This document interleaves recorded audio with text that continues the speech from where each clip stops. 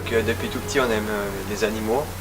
Notre grand-père nous apprenait déjà dans des oiseaux et des fleurs. Et puis un jour j'ai eu envie de créer une association pour soigner les animaux, ça s'appelait PAM, Protection des animaux du monde.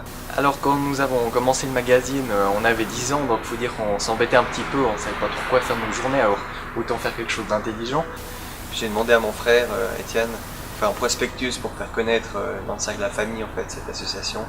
Puis ça s'est développé en journal, qui est aujourd'hui le CH Nature.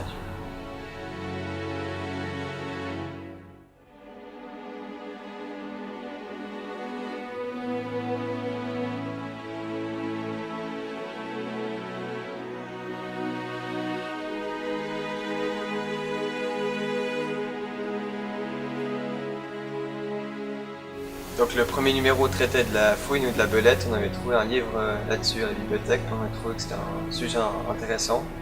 Donc, du coup on avait décidé de faire sur ce sujet-là.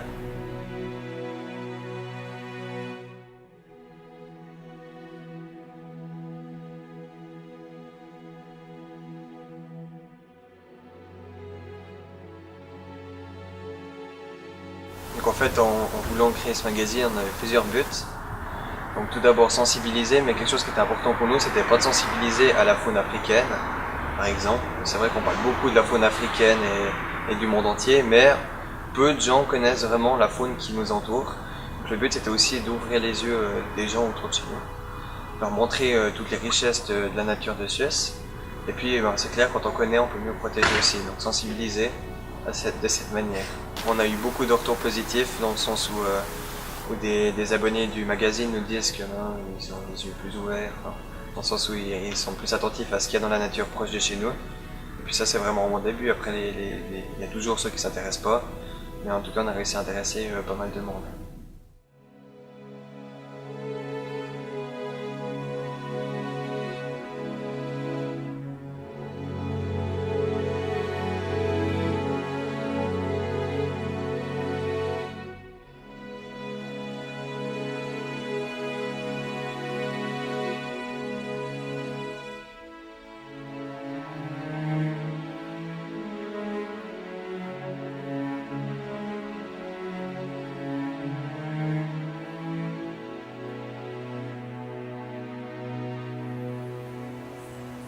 On a commencé à imprimer le magazine à 3 exemplaires, alors on avait 3 abonnés, c'était notre maman, notre grand-maman et notre arrière-grand-maman.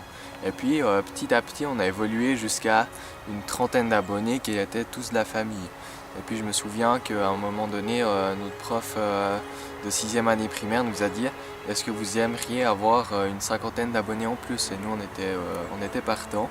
Donc, ce qu'il nous a fait lors d'une porte ouverte de notre école, il avait invité le dessinateur de Ribe, celui qui dessine Yakari, et il nous avait assis à côté, à la table d'à côté, et on a pu vendre nos magazines. Donc, on était dans une pièce qui était très visitée, vu qu'il y avait ce dessinateur, et en même temps, on pouvait faire de la pub pour vendre le CH Nature. Pour finir, on est arrivé, notre maximum c'était environ 450 abonnés, on n'a pas été plus haut, et puis on est redescendu un tout petit peu vers la fin quand les gens ont su qu'on allait arrêter. Dans la vie du CH Nature, il y a eu 2 personnes qui ont été vraiment importantes, qui ont été vraiment un tournant pour le magazine.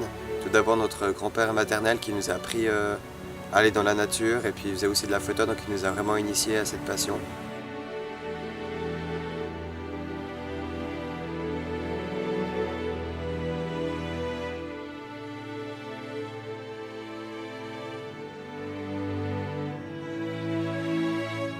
Et puis plus tard, Samuel Menachon, qui est un cinéaste suisse réputé, qui nous a vraiment pris avec lui faire des sorties dans la nature et qui nous a partagé son discours important de la protection de la nature libre et sauvage. Et ça a vraiment été quelque chose d'important pour nous et on a voulu aussi porter ce message dans le futur.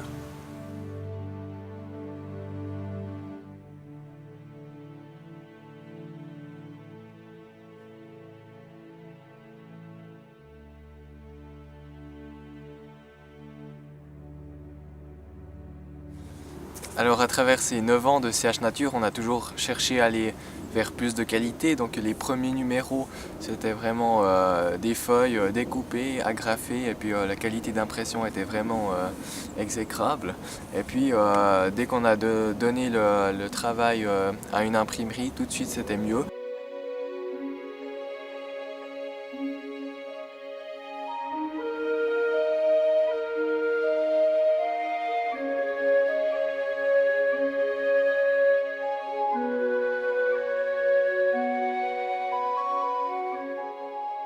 Et puis aussi, on a cherché à aller vers des textes un peu moins enfantins, on va dire, et puis aussi à améliorer la qualité de nos photos.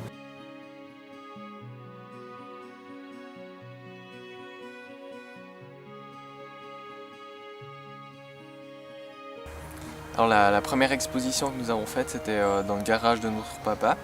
Donc là, c'était fait artisanalement, on peut dire. Donc les photos étaient simplement collées aux fenêtres. Et par la suite, on a pu exposer au CO de Don Didier à la bibliothèque. Et là, c'était notre première vraie exposition. Et pour finir, on a pu faire des expositions dans différents festivals en Suisse et en France. Par exemple, le festival de la Salamandre de Morges ou le festival Images de Nature à B qui a eu lieu 2 fois.